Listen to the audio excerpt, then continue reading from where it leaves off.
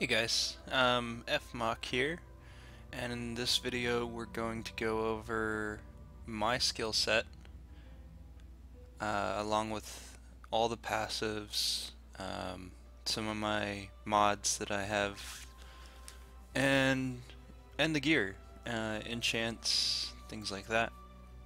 We're gonna go ahead and start off with the gear choice, and I am wearing a heavy armor set with two light armor pieces, and I'll show you which ones.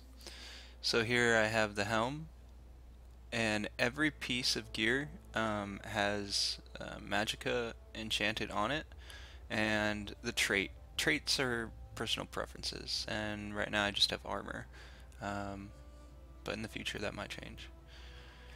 And of course the shoulder is heavy armor, magicka enchant, and the chest with magicka enchant, and the sash cloth with magicka enchant and Mundus stone effects, and the gloves also with Mundus stone effects and magicka, and the legs magicka, boots magicka, and these rings and amulets I'm gonna replace soon. I'm not sure what I'm gonna put there, but right now I just have magicka recovery and max magicka for each one.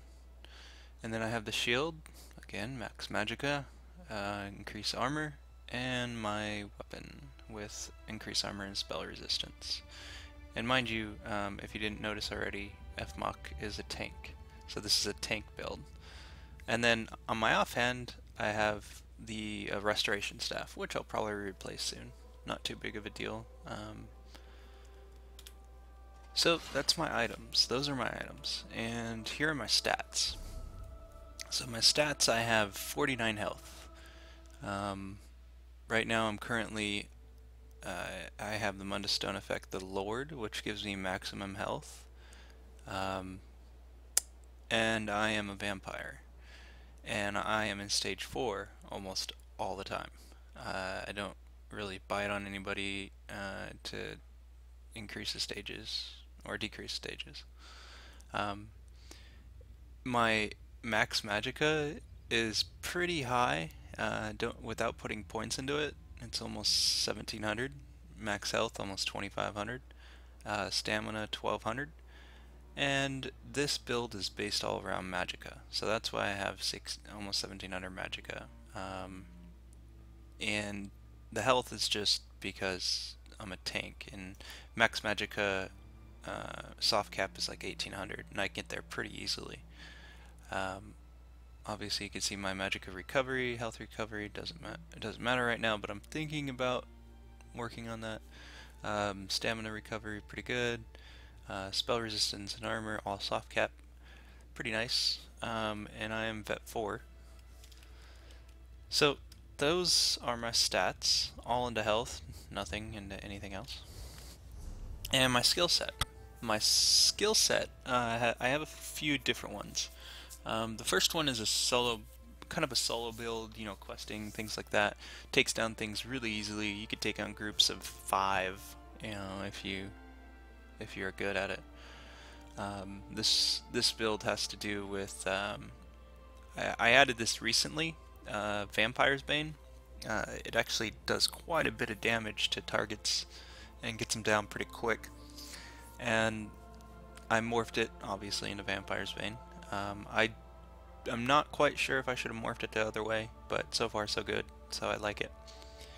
I have blinding flashes, which pulses every 2 seconds, and I just hit that before I go into a group of like 3 or something, and they just all get disoriented. And I can knock them over, and I can do all kinds of things without worrying about them, you know, hitting me, which is really, really nice.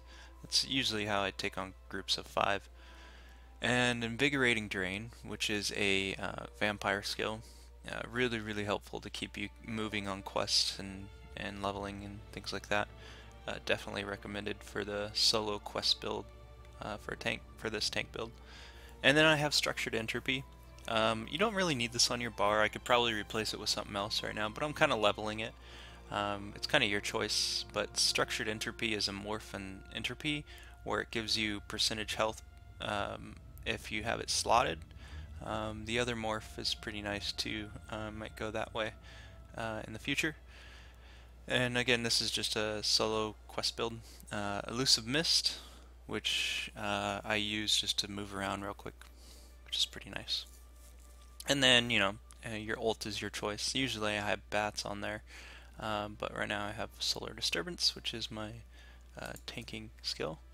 And when I'm in a dungeon, it depends on the dungeon I'm in, but most of the time I will use Blazing Shield and replace that with that first skill. I'll keep Entropy and remove all the Vamp skills. And I'll go down to Undaunted, obviously Inner Beast, and it depends on the fight whether I use Inner Beast or Punctured Rupture, which is the puncturing wounds or something like that for the morph. And I'll have Blazing Shield, Blinding Flashes, Structured Entropy, and the last skill will depend on the situation that I'm in.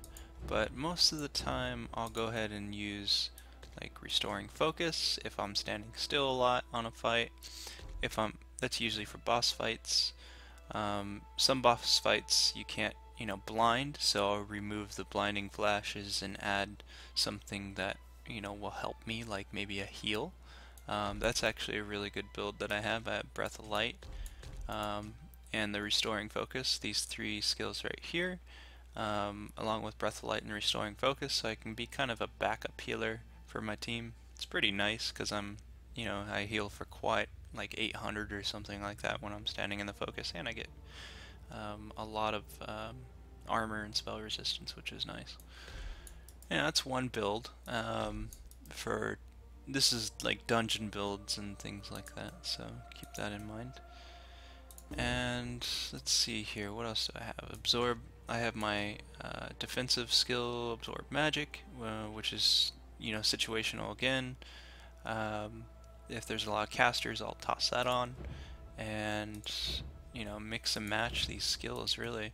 And I don't have that many skills because it's not really needed. So I have options on what I can add and what I can do with my skills. I could just mix and match. But that's pretty much the main skills are that I have points in are Blazing Shield, Blinding Flashes, Vamp's Bane, not too much of a requirement. Breath of Light, awesome. Restoring Focus, awesome. And the passives I have here are Spear Wall, and the reason I have Spear Wall is because I have Blazing Shield, and I try to keep Blazing Shield slotted because that's increases block by 15% versus melee. Bosses helps a lot. And then obviously Balanced Warrior. Dawn's Wrath, I have Enduring Rays, which increases duration of Blinding Flashes, and my other skill, Vamp Bane. And Restoring Spirit, obviously that's a given. Focused Healing, which increases the healing done when standing in the focus. And Master Ritualist, so I can res quicker. One hand, I have them all maxed for the passives. I just have Absorb Magic. I don't have Punctuate yet, but I'm gonna add points into that after I respec. I've been using Undaunted skill Inner Beast for a while, but this Puncture comes in very handy on certain boss fights, so we'll be adding that soon. Armor, obviously heavy armor, all maxed except Juggernaut. I don't really need the extra damage. Light armor, all the first three maxed. I could add the last one, but I don't think I'm going to, so I'm just going to keep these three maxed. And then World, Vampire, obviously max 10. I have these skills that help me quite a bit. The Supernatural Recovery is really nice.